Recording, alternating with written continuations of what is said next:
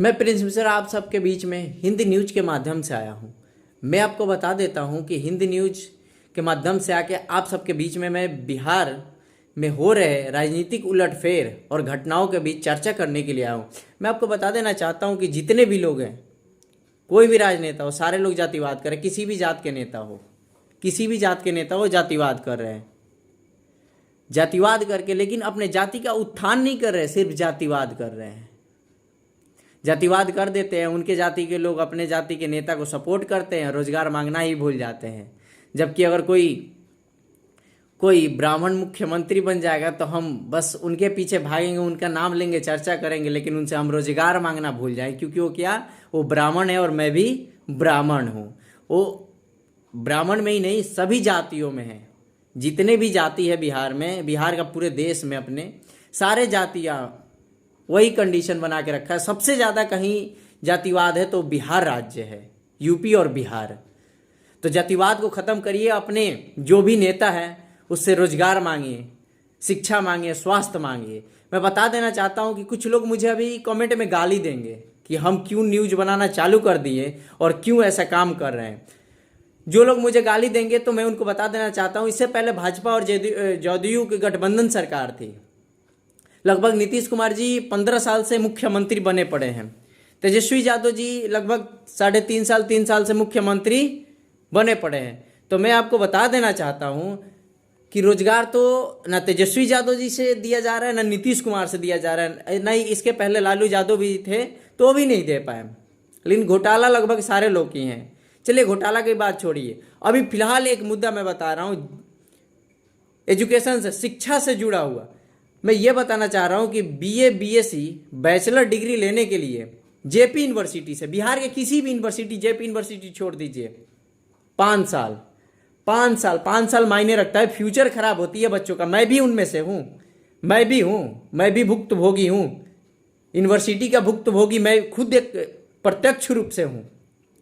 5 साल में होता है, लेकिन कोई भी अपने एमपी एमएलए किसी से नहीं पूछता, एमएलसी किसी से क्वेश्चन नहीं कर पाता है, क्योंकि वो जातिवाद में जी रहा है। क्योंकि वो तो मेरे भैया है, मेरे जात के हैं, मेरे समाज के हैं, तो हम उनका विरोध कैसे करें। बेशक से उनका कुछ नहीं किया, आज तक 1 रुपया का सपोर्ट उनके जाति के नेता उनका ना करे, फिर भी वो क्या करते हैं, सपोर्ट करते हैं। सबसे बड़ी जातिवाद बिहार में यही है, बिहार में सबसे बड़ी जातिवाद यही है। मैं आपको बता देना चाहता हूँ कि 5 साल, 6 साल, 3 साल, 4 साल बिहार की सारे यूनिवर्सिटी में लगभग सेशन लेट चल रहा है। इस पर कोई अपने विधायक एमपी एमएलए से नहीं कह रहा, क्योंकि उस क्षेत्र का विधायक विधानसभा में आवाज उठाएगा। कुलपति का तो कोई मतलब ही नहीं है, सरकार से दबाव आती ही नहीं है। शिक्षा मंत्री तो रामचरितमानस के ऊपर कमेंट करते हैं, तो क्या करेंगे जब शिक्षा मंत्री ही ग्रंथों के ऊपर कमेंट करते हैं, जबकि वो एक प्रोफेसर है, बहुत सुलझे हुए इंसान है चंद्रशेखर जी। तो हम इस पे क्या ही कहे भला। हमारे कहने का मतलब ये है कि 5 साल में सरकार बदलती है, 5 साल में आपके बच्चे का बीएससी कंप्लीट नहीं हो रहा, बीकॉम कंप्लीट नहीं हो रहा है। कम से कम उस विधायक, उस सांसद से तो पूछ सकते हैं कि आप लोगों ने क्या किया, कुछ रोजगार तो नहीं दिया। कम से कम हम अपने बच्चे को अपने मेहनत के पैसा से अगर पढ़ा रहे हैं तो टाइम पे उसका शिक्षा का सर्टिफिकेट तो दिलवा दीजिए। लेकिन ये पूछने वाला कोई है नहीं। क्यों पूछेंगे, वो तो हमारे जात के मंत्री जी है ना, हमारे जात के हैं ना। बेशक से आपका सपोर्ट नहीं करे, लेकिन उनके जात के होने चाहिए।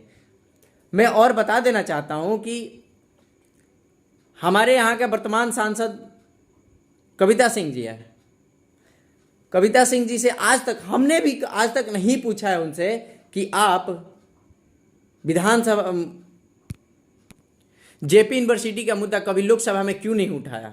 या अपने विधायक, मेरे क्षेत्र के जो विधायक है करणजीत सिंह उर्फ व्यास बाबू, तो उनसे भी हम व्यक्तिगत रूप से मैं नहीं पूछा हूं आज तक कि आपने जेपी यूनिवर्सिटी 5 साल सेशन लेट चल रहा है, हम लोगों का फ्यूचर खराब हो रहा है, आपने आज तक विधानसभा में आवाज क्यों नहीं उठाया। ये हमारी हिम्मत नहीं होती है पूछने के लिए। लेकिन आएंगे तो हमारे जितने भी लोग हैं ना, बिहार के लोग, सेल्फी लेने में नेताजी लोग के साथ आगे रहते हैं, हम भी रहते हैं।